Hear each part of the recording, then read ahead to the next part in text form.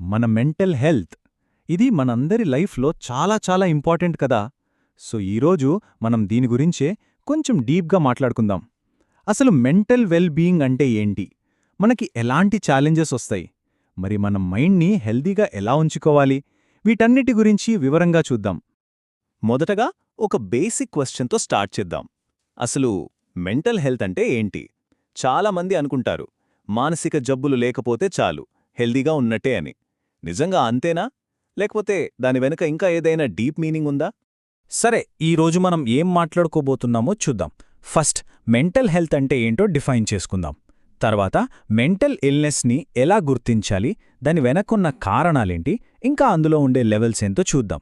ఆఖరిగా మన daily wellbeing కోసం కొన్ని మంచి హ్యాబిట్స్ గురించి కూడా తెలుసుకుందాం. ఓకే, మన ఫస్ట్ సెక్షన్కి వెళ్ళిపోదాం. మానసిక ఆరోగ్యం అంటే ఏంటి, దీనికి సరైన డెఫినేషన్ ఏంటో చూద్దాం. చూడండి, మెంటల్ హెల్త్ అంటే ఏదో ఒక సింగిల్ ఐడియా కాదు, అది మన లైఫ్లో ఒక భాగం. మన ఎమోషన్స్, మన ఆలోచనలు, మన సోషల్ వెల్బీయింగ్ ఇవన్నీ కలిస్తేనే మెంటల్ హెల్త్ అన్నమాట. మనం స్ట్రెస్ని ఎలా హ్యాండిల్ చేస్తాం, వేరే వాళ్లతో ఎలా ఉంటాం, డిసిషన్స్ ఎలా తీసుకుంటాం, ఇవన్నీ మన మెంటల్ హెల్త్ మీదే డిపెండ్ అయి ఉంటాయి.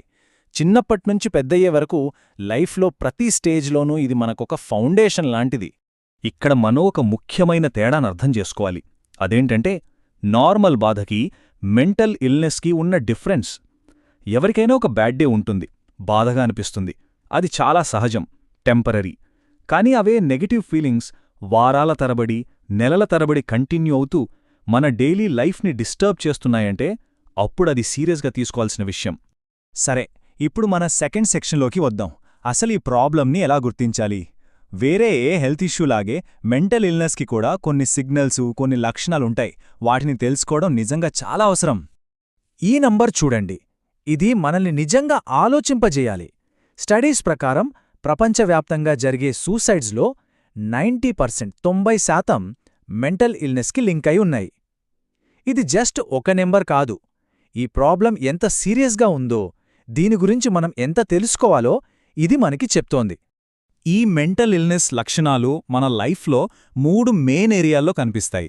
వీటి గురించి మనం తెలుసుకుంటే ప్రాబ్లంని గుర్తించడం చాలా ఈజీ అవుతుంది. అవేంటో ఇప్పుడు చూద్దాం. మొదటిది మన ఆలోచనలు మరియు ప్రవర్తన. అంటే మైండ్లో ఎప్పుడు నెగటివ్గానే ఆలోచించడం, ప్రతిదాన్ని నెగటివ్గా చూడటం, లేదా సడన్గా మన బిహేవియర్లో పెద్ద పెద్ద మార్పులు రావటం, ఇవన్నీ చాలా ఇంపార్టెంట్ సిగ్నల్స్ అన్నమాట. ఇక రెండోది మన ఎమోషన్స్. ఒకప్పుడు మనకి ఎంతో ఇష్టమైన పనుల మీద, అంటే మ్యూజిక్ వినడం, సినిమాలు చూడటం లాంటి వాటిమీద కూడా ఇంట్రెస్ట్ పోవడం, ఎప్పుడూ ఏదో ఓడిపోయినట్టు, వర్త్లెస్ ఫీలింగ్ ఉండటం, బాడీలో ఎనర్జీ అంతా డ్రైన్ అయిపోయి బ్యాటరీ డెడ్ అయినట్టు అనిపించడం, ఇవన్నీ ఎమోషనల్ సిమ్టమ్స్. ఫైనల్గా మన సోషల్ లైఫ్. మెంటల్ ఇల్నెస్ మనల్ని అందరినుంచి దూరం చేస్తుంది. ఒంటరిగా ఉండటానికి ఇష్టపడ్డం, ఫ్రెండ్స్తో మాట్లాడటానికి కూడా ఇబ్బంది పడ్డం, చిన్న చిన్న మాటలకే హర్ట్ అవ్వడం, దీనివల్ల మన రిలేషన్షిప్స్ కూడా దెబ్బతింటాయి. సరే, లక్షణాలైతే చూశాం, కానీ అసలు ఈ ప్రాబ్లమ్స్ ఎందుకొస్తాయి, దీని వెనుకున్న కారణాలేంటో ఇప్పుడు తెలుసుకుందాం. ఇది చాలా ముఖ్యమైన పాయింట్. మెంటల్ ఇల్నెస్ అనేది ఎప్పుడూ ఒకరి పర్సనల్ వీక్నెస్ కాదు, అది ఒక కాంప్లెక్స్ హెల్త్ ప్రాబ్లం. దీనికి చాలా కారణాలుండొచ్చు. మన జీన్స్ కావచ్చు, బ్రెయిన్లో కెమికల్ ఇంబ్యాలెన్స్ కావచ్చు, లేదా మన లైఫ్లో ఎదురైన ట్రామా లాంటివి కావచ్చు. కొన్నిసార్లు చెడు అలవాట్లు కూడా దీనికి దారితీయొచ్చు. అంటే ఒక్క కారణమని చెప్పలేం. ఓకే, ఇప్పుడు నెక్స్ట్ సెక్షన్. ఈ అనారోగ్యం యొక్క లెవెల్స్ గురించి తెలుసుకుందాం. ఎందుకంటే అన్ని మెంటల్ హెల్త్ ఇష్యూస్ ఒకేలా ఉండవు. వాటి తీవ్రతను బట్టి వేర్వేరు లెవెల్స్ ఉంటాయి. వీటిని అర్థం చేసుకుంటేనే మనం కరెక్ట్ హెల్ప్ తీసుకోగలం. జనరల్గా మనం వీటిని 3 లెవెల్స్గా చూడొచ్చు. లెవెల్ 1, దీన్ని కొంత నాలెడ్జ్తో, మన పర్సనల్ ఎఫర్ట్స్తో మేనేజ్ చేసుకోవచ్చు. లెవెల్ 2లో ఉన్నప్పుడు మన ఫ్యామిలీ, ఫ్రెండ్స్ సపోర్ట్ చాలా అవసరం. ఇక లెవెల్ 3, ఇది చాలా మేజర్ లెవెల్. ఇక్కడ మన వాళ్ల సపోర్ట్తో పాటు డాక్టర్స్ హెల్ప్ కూడా కంపల్సరీగా కావాలి. ఒక విషయం గుర్తుపెట్టుకోండి, ప్రాబ్లం ఏ లెవెల్లో ఉన్నా సరే ఎక్స్పర్ట్స్ హెల్ప్ తీసుకోవడానికి అస్సలు వెనకాడొద్దు. ఎందుకంటే మనలో చాలామందికి దీని గురించి స్పెషల్ నాలెడ్జ్ ఉండదు కదా. చీకట్లో దారి వెతుక్కునే బదులు ఒక టార్చ్ లైట్ ఉంటే ఎంత బావుంటుంది. ఎక్స్పర్ట్స్ మనకు ఆ టార్చ్ లైట్ లాంటివాళ్లు. సరే, మనమిప్పుడు ఫైనల్ సెక్షన్కి వచ్చేశాం.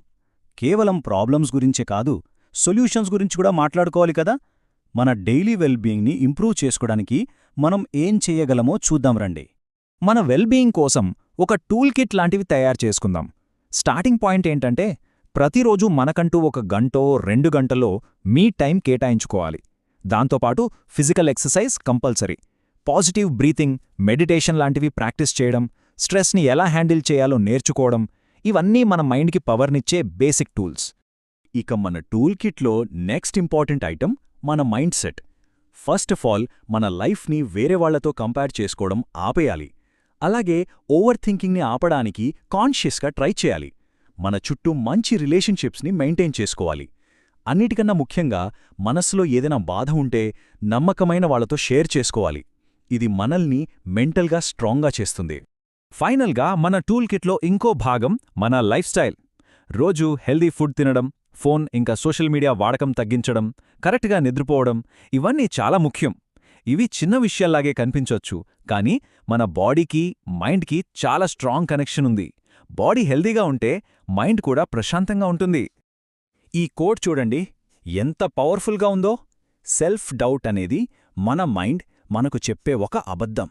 ఆ థాట్స్ని హ్యాండిల్ చేయడం నేర్చుకోండి. నిజమే కదా, కొన్నిసార్లు మన మైండే మనకు పెద్ద శత్రువు అవుతుంది. కానీ ఆ నెగటివ్ థాట్స్ని కంట్రోల్ చేయడం మన చేతుల్లోనే ఉంది. ఓకే, మనం ఈ అనాలిసిస్ చివరికి వచ్చేస్తున్నాం. ఇప్పుడొక ప్రశ్న. ఈరోజు మనం మాట్లాడుకున్న విషయాల్లోంచి మన మెంటల్ వెల్బీయింగ్ని సపోర్ట్ చేసుకోవడానికి ఏ ఒక కొత్త హ్యాబిట్ని స్టార్ట్ చేద్దామనుకుంటున్నారు? ఒక్కసారి ఆలోచించండి. గుర్తుంచుకోండి, మనం వేసే ఒక చిన్న అడుగే ఒక పెద్ద జర్నీకి ఫస్ట్ స్టెప్ అవుతుంది.